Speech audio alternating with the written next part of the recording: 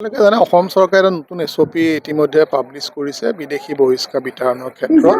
এতিয়া যিসকল মানে ফৰেনাৰ ট্ৰিবিউনেলৰ পৰা তেওঁলোকক ইতিমধ্যে বিদেশী বুলি তেওঁলোকক অৰ্ডাৰ দিছে, তেওঁলোকক ডিষ্ট্ৰিক্ট মেজিষ্ট্ৰেটে অৰ্ডাৰ দি পেলাই তেওঁলোকক বিতাড় কৰাৰ ব্যৱস্থা কৰিব লাগে। আমাৰ জিলাত যোৱাকালি আমি দুজন আব্দুল লতিফ আৰু এজন অন্য ব্যক্তি এজনক আমি যোৱাকালি অৰ্ডাৰ আমি দিছোঁ।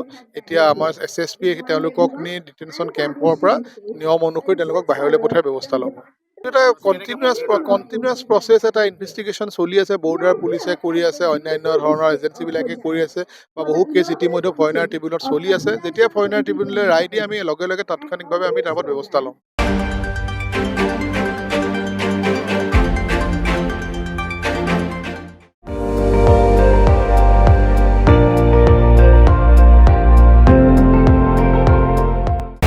আপুনি চাই আছে ND24, সৰ্বশ্ৰেষ্ঠ নহয় সৰ্বোত্তমৰ দৌৰ।